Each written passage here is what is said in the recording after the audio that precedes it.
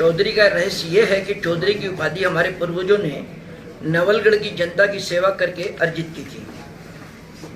यह उपाधि इसलिए मिली थी क्योंकि हमारे परदादा श्री बद्रीदास जी वैश्य समाज या फिर बनिया समाज के प्रखर नेता थे और उनके आह्वान पर वैश्य समाज ने अपना गांव छोड़कर नवलगढ़ में वास किया था और नवलगढ़ की उन्नति का योगदान दिया। ठाकुर नवल सिंह जी बहादुर शेखावत 1737 ईस्वी में, यदि कोई नोट करना चाहे तो आप कर सकते हैं। नवलगढ़ की स्थापना तो कर ली, लेकिन नवलगढ़ की उन्नति नहीं हो रही थी क्योंकि वहां पर व्यवसाय जम नहीं गया था। नवल सिंह जी के अनुरोध पर स्वर्गीय श्री बद्रीदास जी गोइंका ने अपनी अगवानी में वैश्य समाज को लाकर नवलगढ़ में बसाया। वहीं से नवलगढ़ की तरक्की आरंभ हुई। कुछ लोग इस बात से नाराज हो गए और उनका कत्ल कर दिया। उनके ही सम्मान में यह 225 बीघा जमीन बदराना जोड़ा रखा गया जन सेवा कार्यों के लिए।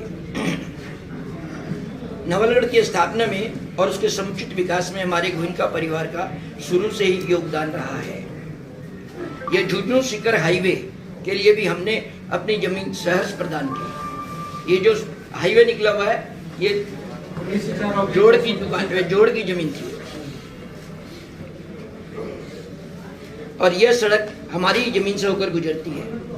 लेकिन ये बड़े आश्चर्य और अफसोस की बात है कि आज फिर जब हम नवलगढ़ के विकास के लिए सड़क बनाने की अपनी जमीन राज्य सरकार को दे रहे हैं तो उसमें भी कुछ स्वार्थी लोग आपत्ति कर रहे हैं।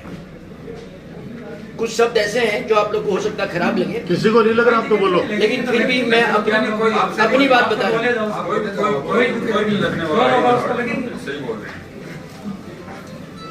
सड़क के अलावा जमीन का कुछ भाग हम लोगों ने मुक्ति धाम के लिए दे दिया। अभी विधायक जी ने कहा भी है, जमीन का बहुत बड़ा टुकड़ा लोगों ने दबा लिया और अब ट्रस्ट के पास सिर्फ आधी से भी कम जमीन बची है। बोलिए। कुछ नहीं। अरे कुछ नहीं है भाई। अरे मैं बोलूं जब बोल लेना। अभी से अंतराल में हमारा परिवार देश के विभिन्न भागों में फैल गया। समय अंतराल में हमारा परिवार देश के विभिन्न भागों में फैल गया। लेकिन हम जब भी राजस्थान आते हैं तो नवलगढ़ से इतना बड़ा लगाव है कि हर बार हम लोग नवलगढ़, जो कि हमारे पूर्वजों की भूमि है, अवश्य आते हैं। लेकिन यहाँ आकर जब हम बदराना जोड़ देखते हैं तो मन बहुत ही व्यथित होता है। यहाँ बालाजी का मंदिर है, परदादा जी की बद्रीदास जी की समाधि स्थल है, वहाँ पर शराब की बोतलें इत्यादि पड़ी मिलती है। गलत कार्य होते हुए पाया गया है। ये हम अपनी आंख से जो देखे वो बता रहे हैं। साफ जाहिर होता है कि इस जगह का बहुत बड़ा दुरुपयोग हो रहा है। इसका जो वास्तविक उद्देश्य था जन सेवा के कार्यों में आने का, वो तो होता ही नहीं है। इन सब बातों को ध्यान में रखते हुए ट्रस्ट की मीटिंग में यह फैसला किया गया, यहाँ पर कुछ ऐसा बड़ा प्रकल्प किया जाए जिससे न केवल नवलगढ़ बल्कि आसपास के गांव की जनता भी लाभान्वित हो। और यह फैसला किया गया कि यहाँ पर एक ट्रॉमा सेंटर, मिलिट्री कैंटीन, सैनिक स्कूल, मंदिर, बगीचा, बावड़ी का सुंदरीकरण किया जाए।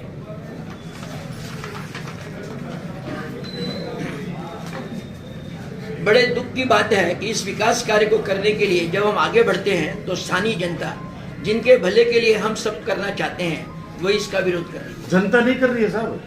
सुनो, आपको बता दूं मैं, जनता की तरफ से जनता बहुत खुश है। जनता चाहती है बने, कुछ लोग हैं, जनता नहीं कर रही है। आप निश्चिंत रहो। आप नहीं, वहाँ रहे कुछ लोग सिर्फ अपने तुच्छ स्वार्थ या राजनीतिक कारणों से विकास का विरोध कर रहे हैं। यह एक बहुत बड़ी ही आश्चर्य की बात है कि लोग विकास का विरोध भी कर सकते हैं। यह लोग अपने व्यक्तिगत मुहिम में हमें भी लालची और बेईमान कहने में जरा भी नहीं समझाते, जबकि हम आपको पूर्णतः आश्वस्त करना चाहते हैं कि हमारे पूर्वजों से जो शिक्षा हमें मिली है वह है अपनी कमाई से कुछ न कुछ हिस्सा जन सेवा, धर्म आदि के लिए निकालने की, न कि ट्रस्ट के पैसों से कुछ भी व्यक्तिगत लाभ अर्जित करने का। बदराना जोड़ बचाओ समिति बनाने वाले लोग कौन हैं? उनका अधिकार क्या कि वो उसको बचा रहे हैं? क्यों बचा रहे हैं? इसकी अगर जड़ में जाए तो हमें मुख्यतः दो व्यक्ति दिखते हैं जिनका नाम विद्याधर जाखड़ है और एक प्रताप जी पुनिया। सिर्फ दो ही आदमी का नाम आता है जब भी आता है। कौन है ये दोनों महानुभाव? ये वही दो लोग हैं जिन्होंने सांठ गांठ करके वर्षों तक अनैतिक रूप से लाखों रुपए कमाए, पशु मेला का आयोजन किया जिसमें ट्रस्ट की भूमिका इस्तेमाल हुआ और एक ढेला भी ट्रस्ट को कभी नहीं मिला, न ही नगर पालिका को या फिर भारतीय सरकार के आयकर विभाग। इनका खुद का वक्तव्य है कि यहाँ बहुत बड़ा पशु मेला लगता था, लेकिन जब इनसे आंकड़े पूछे जाते हैं कि कितना बड़ा पशु मेला लगता था तो वो मौन हो जाते हैं। वो शमशान वहाँ शमशान सा सन्नाटा छा जाता है, क्योंकि जैसे ही आंकड़े आएंगे सामने दो बातें होंगी।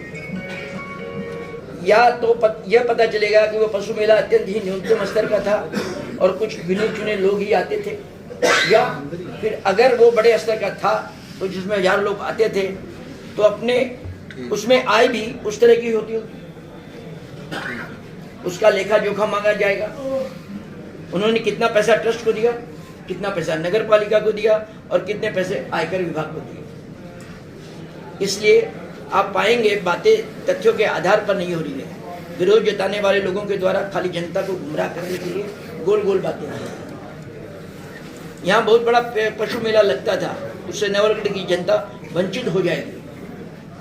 अगर इस बात को भी सही मान लिया जाए तो क्या 4 दिन के चलते 365 दिन की जन सुविधाओं से नवलगढ़ की जनता को वंचित रखना चाहिए क्या? ये उचित होगा क्या? ये तो कहावत है, 4 दिन की चांदनी फिर अंधेरी रात।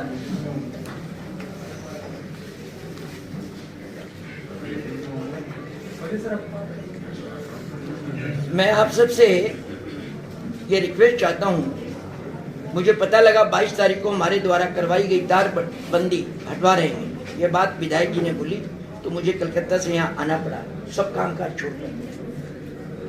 एकदम मेरे को समझ लीजिए लास्ट मोमेंट में पता लगा और मैं कल रात को यहाँ पर पहुंचा, खाली इसलिए कि भाई विरोध क्यों हो रहा है, हम क्या गलत काम कर रहे हैं।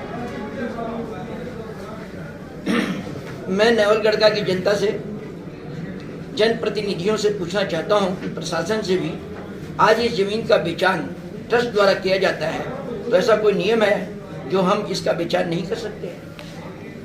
ये तो हमारी ट्रस्ट की जमीन है, तो हम बेचान क्यों नहीं कर सकते? तो आप जोश में क्यों आ रहे हो?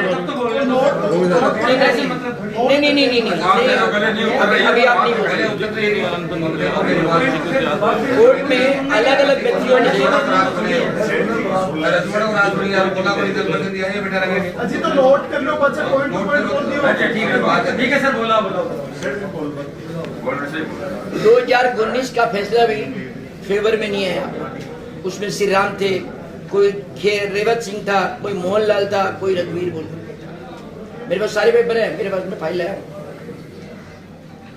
फिर मुकदमा आया 12/9/2022, वो भी हार गए। उसमें राजेश कुमार, रजनीश कुमार, अर्जुन लाल, राम प्रताप, राजेंद्र माहिक, डॉक्टर सुमन कुलहरी, संजय जाखड़, नरेंद्र सिंह, ये सब के भी नाम है उसमें। ये नहीं कि हम लोग चुपचाप बैठे हैं, हम लोग को भी कुछ मालूम है। अरे डर जा तो तेरे को केजरीवाल लाग रहा है, डर जा 2 मिनट बाद तो बोलना, आराम सुकून मना करे था।